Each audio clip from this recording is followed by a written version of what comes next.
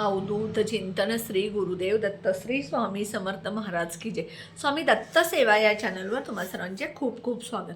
तुम्हा सर्वांचं आरोग्य उत्तमाचं राहू दे, राहिलेलं आयुष्य आरोग्यदायी जाऊ दे, तुम्हा सगळ्यांना दीर्घायुष्य मिळू दे अशी मी स्वामींच्यांनी प्रार्थना करते आणि माझ्या व्हिडिओला सुरुवात करते. 19 मार्चला गुढीपाडवा आहे आणि गुढीपाडवा म्हणजे 3.5 मुहूर्तापैकी एक मुहूर्त. या दिवशी आपण कोणतेही उपाय, सेवा, वस्तू काही खरेदी केलं किंवा पूजा अर्चा केला तर त्याचं फळ तुम्हाला निश्चितच वर्षभर चांगलं मिळत असतं. आता या दिवशी बघा बरीच लोक गाडी खरेदी करतात, घर खरेदी करतात, प्लॉट खरेदी करतात, कोणी मोठी गाडी टेम्पो घेतात, कोणी रिक्षा घेतात, कोणी 4 व्हीलर गाडी घेतात, कोणी 2 व्हीलर घेतात, कोणी लहान मुलांना सायकल खरेदी करतात. काही जणांच्या घराची स्वप्न असतात, त्यांनी घरं खरेदी करतात आणि कुणी नवीन व्यवसाय चालू करत असतो. मग हा व्यवसाय कोणताही असू दे, पार्लर असेल, गिरणी असेल, किराणा मालाचं दुकान असेल किंवा छोटंसं चपलाचं दुकान असेल, ब्युटी सेंटर असेल, काही मग तुमचा मोठा व्यवसाय असेल कन्स्ट्रक्शनचा वगैरे, जे काय तुम्ही या दिवशी कराल त्यामध्ये 100% यश येतं आणि ते फलदायी ठरत असतं. आता या दिवशी आपल्याला आपल्या घरामध्ये वर्षभर पैसा यावा, पैशाची भरभराट व्हावी, पैसा आपल्याकडे आकर्षित व्हावा, यासाठी मी एक अतिशय प्रभावी उपाय सांगणार आहे. हा उपाय तुम्ही गुढीपाडव्या दिवशी सकाळी करायचा आहे.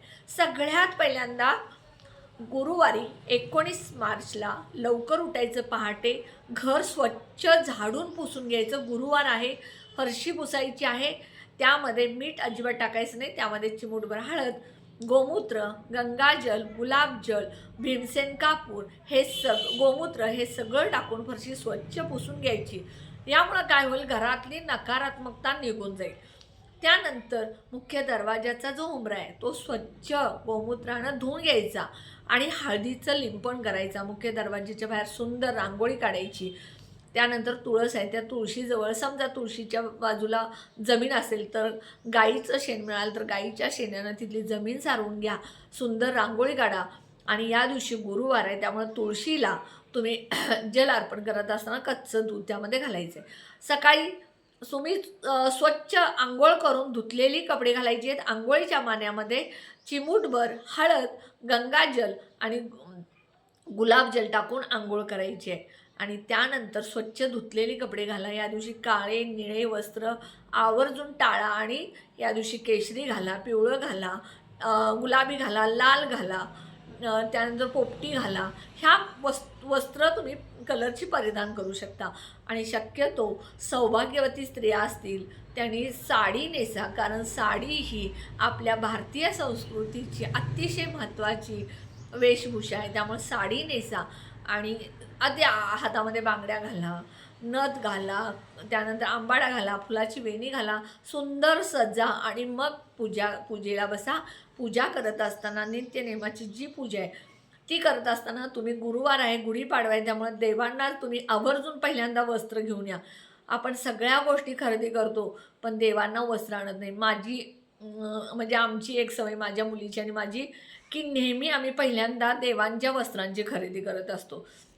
आता मी कालच जाऊन देवांची सगळे वस्त्र, गणपतीला, कुलदेवीला, बाळकृष्णांना, स्वामींना सगळ्यांना वस्त्र आणले आणि त्यानंतर खाली हांतरायला सुद्धा वस्त्र नवीन घेऊन आले. मुलगीसुद्धा पुण्यामध्ये आहे, तिनंसुद्धा सगळे वस्त्र काल खरेदी केले. तिथे पण आम्ही थोडे देव ठेवलेले, गणपतीची मूर्ती, बाळकृष्ण वगैरे, छोटा कुलदैवताचा फोटो वगैरे, तिथेही तिनं नवीन वस्त्र वगैरे आणले. म्हणून पहिल्यांदा तुम्ही देवाच्या वस्तू खरेदी करा आणि मग तुम्हाला कपडे, दागिने, सोनं काय घ्यायचं ते घ्या. आणि मग ते देवपूजा करत असताना सगळ्यात पहिल्यांदा सगळ्या देवांना पंचामृतने 5-5 का चमचे असे ना अभिषेक घाला आणि त्यानंतर देव स्वच्छ धुवा, पुसा, देवघरात त्याची मांडणी करा, हळदी कुंकू लावा, अष्टगंध लावा, फुलं अर्पण करा, अगरबत्ती, धूप, दीप जे काय आहे ते दाखवा, नैवेद्य दाखवा. सकाळी एवढ्या लवकर पुरणपोळी होत नाही त्यामुळे खडी साखरेचा नैवेद्य दाखवा आणि नंतर तुमचा जेव्हा पुरणपोळी होईल तेव्हा नैवेद्य दाखवायचा. आता हे झालं सगळं नित्यनेमाचं. एक अशी वस्तू तुम्हाला ह्या दिवशी गुढीला बांधायची की त्यामुळं तुमच्या घरामध्ये वर्षभर पैसा आकर्षित होईल, पैसा कधीच कमी पडणार नाही.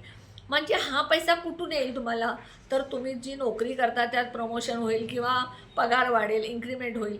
व्यवसाय असेल तर त्या व्यवसायात अचानक वाढ होईल. हे सगळं तुम्हाला अचानक व्हायला सुरू होईल.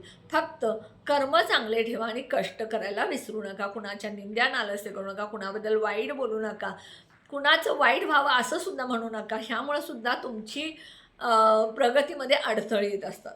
आता ह्या 5 वस्तूची पोटली बांधायची आहे. ही पोटली बांधण्यापूर्वी तुम्हाला देवघरामध्ये ह्या सगळ्या वस्तू घेऊन हातामध्ये बसायचं आहे. त्याची विधिवत पूजा करायची. एका डिशमध्ये ह्या सगळ्या वस्तू घ्यायच्या आहेत. कोणत्या वस्तू? तर 5 लवंग, 5 वेलची. ज्या लवंग आहेत त्याला पुढे फूल असावं, वेलची हिरव्यागार न चिरलेल्या असाव्यात, 5 गोमती चक्र पिवळे म्हणजे 5 कवड्या, 5 कमळगड्ड्याचे मणी, 21 तांदूळ अखंड असावेत आणि 1 रुपयाचा नाणं. ह्या सगळ्या वस्तू तुम्ही एखाद्या डिशमध्ये घ्यायच्या स्टीलच्या.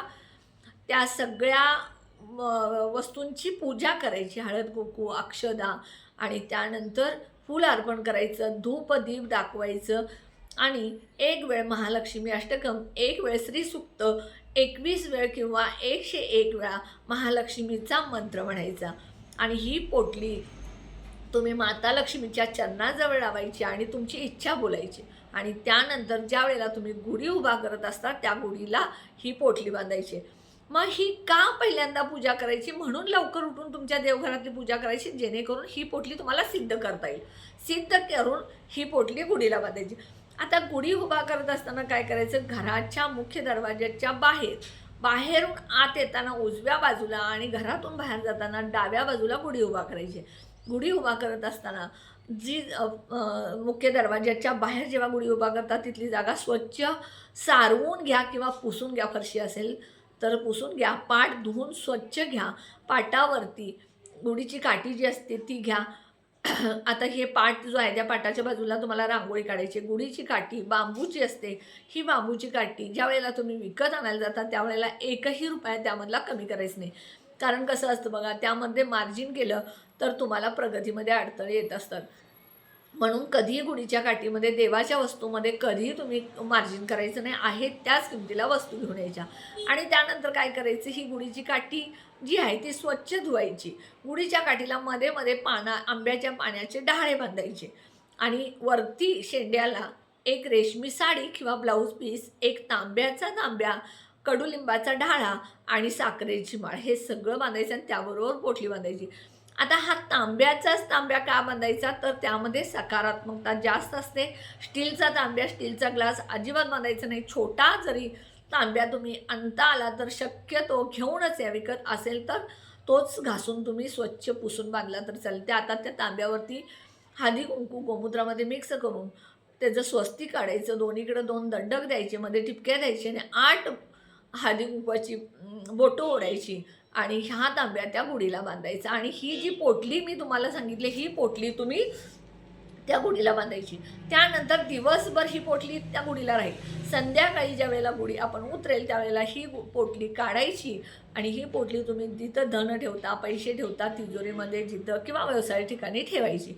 ज्यांनी गुढी उभा करत नाही त्यांनी दिवसभर ही पोटली देवघरात ठेवायची आणि संध्याकाळी किंवा दुसऱ्या दिवशी सकाळी तुम्ही धनाच्या ठिकाणी किंवा तिजोरीत व्यवसाय ठेवायची. गेल्या वर्षीची पोटली असेल तर सगळ्या वस्तू विसर्जित करायच्या. फक्त गोमती चक्र आणि हे कवड्या धुवून स्वच्छ त्या वापरल्या तरी चालेल. हा उपाय जर तुम्ही आत्ता केला तर वर्षभर तुम्हाला पैशाची कधीच कमतरता भासणार नाही. इतका तुमच्याकडे पैसा येईल. फक्त कष्ट हे करावेच लागणार. उपाय केले की पैसा येईल का? नाही. तर कष्ट हे करावेच लागणार आणि त्याचबरोबर कर्मसुद्धा तुम्हाला चांगले करावं लागणार. नक्की हा गुढीपाडव्याचा उपाय तुम्ही करा. वर्षभर तुमच्याकडं पैसा येईल. पैसा पाण्यासारखा आकर्षित होईल आणि तुमच्याकडे आलेला पैसा टिकेल. पैसा सदैव तुम्ही मान सन्मान करून ठेवत जावा. ज्या नोटा असतात त्या नोटा घडी न करता प्लेन ठेवत जावा पर्समध्ये. जिथे पैसे ठेवता पर्समध्ये तिथे औषधं बिलं वगैरे ठेवू नका.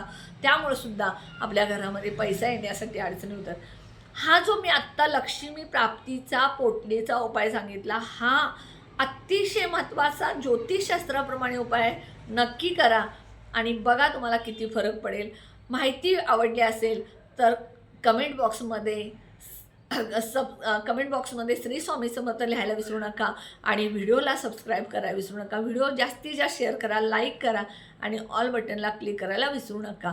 तुम्हा सगळ्यांना गुढीपाडव्याच्या खूप खूप शुभेच्छा. आणि ज्या तुम्ही गोष्टी घेणार आहेत त्या किंवा जे व्यवसाय चालू करणार आहे त्यासाठी तुम्हाला माझ्याकडून खूप खूप शुभेच्छा आणि तुम्ही यशस्वी झालाय असं मॅनिफेस्टिंग करते. श्री स्वामी समर्थ.